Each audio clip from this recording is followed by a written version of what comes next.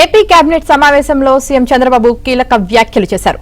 ప్రతిపక్షం విమర్శల్ని ఎప్పటికప్పుడు తిప్పికొట్టాలని మంత్రులకు దిశానిర్దేశం చేశారు. సింగపూర్లో మంత్రుల శిక్షణ విషయంలో వైసీపీ నేతల రాద్ధాంతంపైన మంత్రివర్గంలో చర్చ జరిగింది. మంత్రులు పాలనలో శిక్షణ కోసం, సంపద పెంపు కోసం వెళ్లారని చంద్రబాబు తెలిపారు. సింగపూర్ ఎవరికీ ఇవ్వని అవకాశం ఏపీకి ఇచ్చిందన్నారు.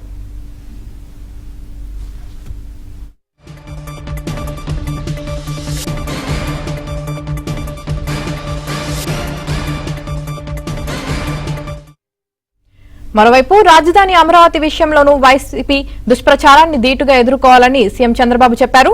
ఇతర దేశాల్లో చదరపు అడుగు ఎంతకు నిర్మిస్తున్నారనేది తెలుసుకుని ప్రజలకు నిజాలు చెప్పాలన్నారు. విదేశాల్లో, ఇతర రాష్ట్రాల్లో ఇదే టెక్నాలజీతో చేపట్టిన నిర్మాణాల కంటే తాము తక్కువ ఖర్చుతో పనిచేస్తున్నామని తెలిపారు.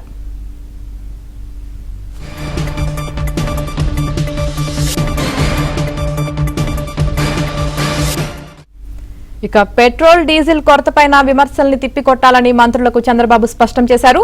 తొలుత కొరత వచ్చిందని, తాము వెంటనే స్పందించి సాధారణ స్థితికి తీసుకువచ్చామని గుర్తు చేశారు.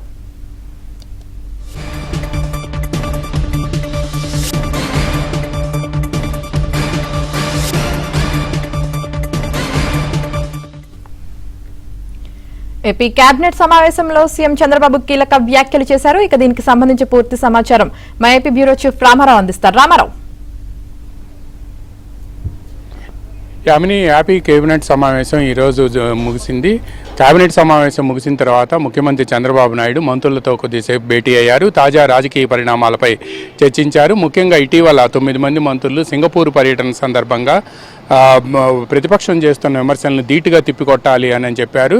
ఇదే కాకుండా వివిధ అంశాలపై కూడా ప్రతిపక్షం రాద్ధాంతం చేయాలని చూస్తుందని, ఎప్పటికప్పుడు దీనికి సంబంధించిన పూర్తి సమాచారం తెలుసుకొని వీటిని తిప్పికొట్టాల్సిన బాధ్యత మంత్రులపై ఉంది అని కూడా ముఖ్యమంత్రి చంద్రబాబు స్పష్టం చేశారు.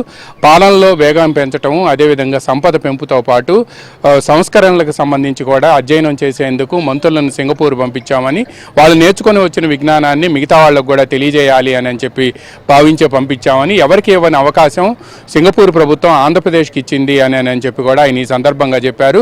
ఇటువంటి విమర్శలన్నింటినీ కూడా తిప్పికొట్టడంతో పాటు అసలు విషయాలను కూడా ఇప్పుడు తాను ఏదైతే చెప్పారో ఆ విషయాలన్నింటినీ కూడా ప్రజలకు వివరించాలి అని కూడా చంద్రబాబు సూచించారు. దీంతో పాటు రాజధాని నిర్మాణంపై అసత్య ప్రచారం ప్రతిపక్షం చేస్తుందని, ఇందులో ఉండే నిజాలు కూడా తెలియజేయాలి అని కూడా వివరించారు. ఇతర దేశాల్లోనూ ఇతర రాష్ట్రాల్లోనూ కూడా చదరపు అడుగుకు అయ్యే ఖర్చుని సంబంధించిన వివరాలను మున్సిపల్ అడ్మినిస్ట్రేషన్తో పాటు సిఆర్డీఏ వద్ద ఉన్నాయని, వాటిని తీసుకొని ప్రజలకు అసలు నిజాలు వివరించాలి అని కూడా తెలిపారు. హైకోర్టు కానీ, అసెంబ్లీ కానీ, లేకపోతే సెక్రటేరియట్ టవర్స్ కానీ ఇటువంటి ఐకానిక్ స్ట్రక్చర్స్ లేటెస్ట్ టెక్నాలజీతో నిర్మిస్తున్నామని, ఈ లేటెస్ట్ టెక్నాలజీతో పాటు ఈ ఐకానిక్ స్ట్రక్చర్స్లో ఉండే స్పెషాలిటీ ప్రపంచంలో ఎక్కడా లేని విధంగా డయాగ్రిడ్ స్ట్రక్చర్స్తో సెక్రటేరియట్ టవర్స్ నిర్మించడం, ఇవన్నీ కూడా ప్రజలకు వివరిస్తే వాళ్ళు అసలు నిజాలు తెలుసుకుంటారు అని కూడా ఈ సందర్భంగా సీఎం చెప్పారు. ఇటీవల పెట్రోలు, డీజిల్ కొరతకు సంబంధించి కొంత కొరత వచ్చిన విషయం వాస్తవమేనని, అధికార యంత్రాంగంతో పాటు ప్రభుత్వం కూడా వెంటనే స్పందించడం వలన కేవలం 48 గంటల వ్యవధిలోనే ఆ కొరతని తగ్గించేసి ఇప్పుడు ఫ్రీనెస్ తీసుకొచ్చాము అని, ఈ విషయాలను కూడా ప్రజలకు వివరించాల్సిన అవసరం ఉందని, చివరికి ఈ విషయంలో కూడా ప్రతిపక్షం రాద్ధాంతం చేయాలని చూడటమే కాకుండా ఢిల్లీ వెళ్లి డ్రామాలు ఆడుతుంది అని కూడా సీఎం చంద్రబాబు వ్యాఖ్యానించారు. ఉమ్మడి అనంతపురం జిల్లాలోని పుట్టపర్తిలో ఏరోస్పేస్ అకాడమీ వస్తుందని, ఈ ఏరోస్పేస్ అకాడమీకి ఈరోజు కేబినెట్లో అనుమతులు ఇవ్వడంతో పాటు దీనివల్ల 1,00,000 కోట్ల రూపాయల పెట్టుబడులు అక్కడికి రాబోతున్నాయి అని కూడా సీఎం వివరించారు. అదేవిధంగా గూగుల్ డేటా సెంటర్ని విశాఖపట్నంలో ఏర్పాటు చేయడానికి కూడా చాలా పెద్ద తతంగం జరిగిందని కూడా సీఎం మంత్రులకు వివరించారు. లోకేష్ వెళ్లి గూగుల్ ప్రతినిధులను కలవటం, గూగుల్ ప్రతినిధులు భారతదేశంలో ఈ డేటా సెంటర్ ఏర్పాటు చేయాలంటే ఉన్న కొన్ని ప్రతిబంధకాలని లోకేష్ దృష్టికి తీసుకురావడంతో లోకేష్తో పాటు కేంద్ర మంత్రులు వెళ్లి ప్రధానమంత్రిని కలిసి ఈ విషయాన్ని వివరిస్తే తప్పనిసరిగా వీటిని సవరిస్తాము, ఈ డేటా సెంటర్ ఏర్పాటుకు మేము సానుకూలంగా ఉన్నాము, వీటన్నిటినీ కూడా సవరించి ఈ ప్రతిబంధకాలన్నింటినీ కూడా తొలగించేందుకు కొంత సమయం ఇవ్వండి అని ప్రధానమంత్రి హామీ ఇవ్వడంతో గూగుల్ డేటా సెంటర్ని ఇక్కడ ఏర్పాటు చేసేందుకు వాళ్ళు అనుమతించారు. కేంద్ర ప్రభుత్వం కూడా అదే వేగంతో స్పందించింది.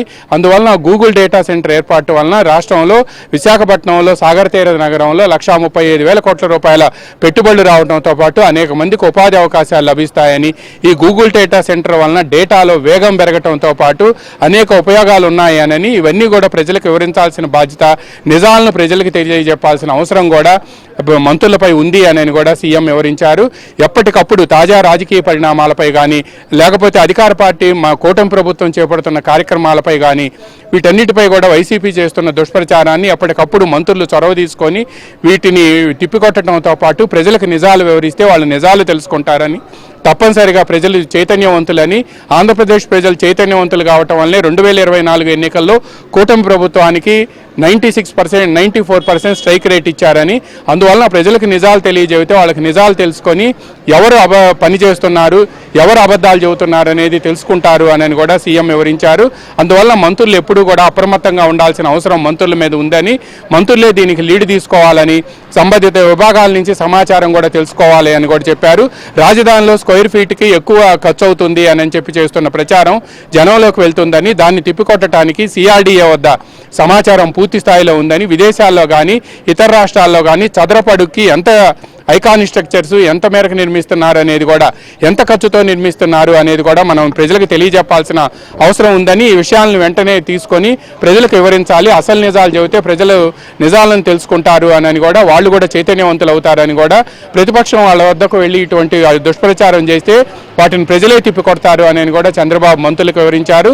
సంబంధిత విభాగాలు కూడా మంత్రులు అడిగినప్పుడు వెంటనే సమాచారం ఇవ్వాలి అని కూడా ఉన్నతాధికారులను సీఎం ఆదేశించారు. యామిని. రామారావు.